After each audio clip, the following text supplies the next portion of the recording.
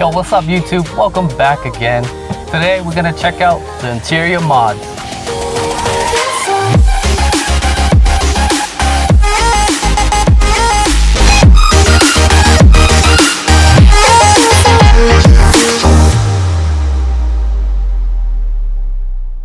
Alright guys, we're gonna be filming this vlog style. It's pretty much gonna be a quick video. So let's get on with the mods. So as you can see in the back right there, those are LEDs.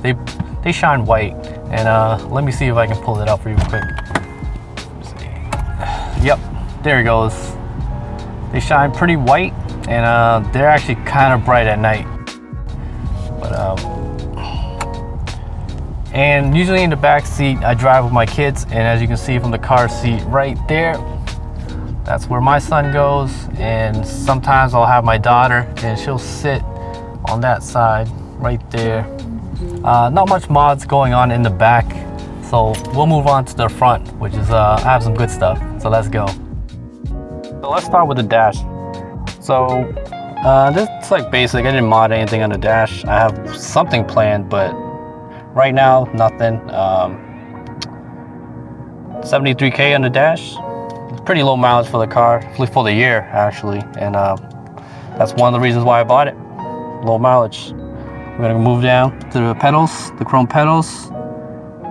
It's aftermarket. It's very similar to the OEM Type S, and that's why I got it. Has the rubber inserts in there to help with grip, and ends up helping me drive a little bit. We got some cleaning supplies right there. We're gonna move on to the top dome lights, interior lights, LEDs. They're white. They get pretty bright at night, so I don't use them that much. I have a Broadway mirror, pretty much extends it to make it a wider view, as you can see right there.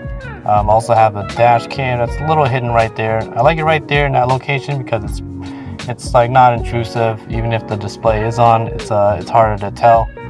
Also have the Easy Pass right here that's all blacked out, pretty much with electrical tape. It's like all the blacked out look. When you look at it from the front of the car, you don't see any white or anything that stands out. It's all blacked out. So that's what I have for mods up here. We'll move on to the shift knob. This is called the Slammer. It's from a company called RACESENG. RACESENG. I don't know how to pronounce it, but this one particular model of the shifter is called a Slammer, I believe. So it's in a gray color that matches the car pretty well, which is why I got it. They make some high quality stuff, and you can get some that's, what's it called, engraved or non-engraved. I chose the engraved, and these are weighted. They really help with shifting, especially when the gears feel a little notchy. But once you put it in gear, or once you slide it and put it in gear, you'll know it's in gear. So, and for the shift boot, it's marble. You know, I love marble. That's why I got it on there. Turned out pretty well. I actually love this mod. And let's move on down here. Got some charging wires, cables. Got one for my phone. And this is where I have my phone mount. I'm not sure where else to mount it besides here. I had one over here before, but then it blocks like this area where I actually do it pretty often. This right here is a mic for the Bluetooth device that I can sync to my phone. That makes it a lot easier. It's called the BT HON 32, I think. I'm not 100% sure, but something like that. And pretty much connects it seamlessly and works with the OEM system, where it goes through all the speakers, and you can utilize the OEM sub and amp. So here, the Nexus 7 mod. We can go deep into this one. This is the Nexus 7 inside of the navigation area. If you own one of these, you know that this is where, you know, the radio display and or the Navi is where it's at. Usually when you buy the aftermarket, it's actually down here where you install the radio, with whether it's doubled in or not, and it replaces this. But most of the time you don't utilize the factory amp and sub, so then you have to get your own or whatever. But anyways, this is the Nexus 7 modded into the Navi. And as you can see, we'll go through real quick. Let me try to focus. Yep. goes through all the way, and there it is.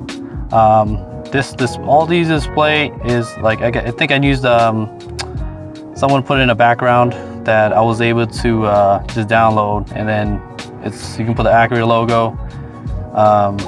These are separate. They're actually not. I did all this in Photoshop right here. Basically used the icon and then did the whole thing through Photoshop. So it's icons. Navigation I don't have because it connects through uses data from my phone. I don't have the the LTE version, or the one where you use your phone data. So I do have it tethering through my phone, and so I'll be able to use Wi-Fi and Waze, and same thing with Spotify. And music, I'll just drop it in there through USB, which is what I have down here, which that's the shift cover.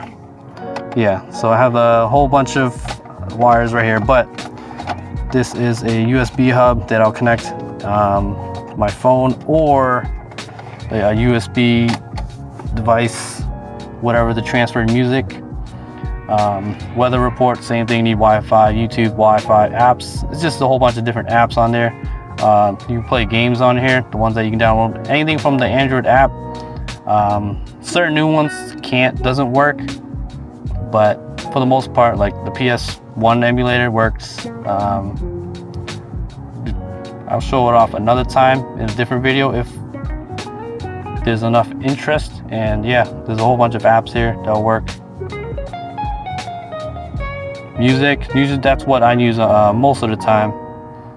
And got BB Rexa playing along with, let me see my songs. Yeah, the whole list right here that I just get songs off like YouTube and stuff. Apps. So what I'll do is I'll play music. I won't play any music because YouTube is weird with that stuff, copyright issues and whatnot. So I'll play music, and then I'll go here, and then there's an app called, let me find it, Audio Glow. So when I'm driving, it'll just display like the music plus, it's kind of like an equalizer, and it's pretty much what I use. But there's a lot of cool stuff that you can do for the Nexus 7, of course. It's like an Android that you can use.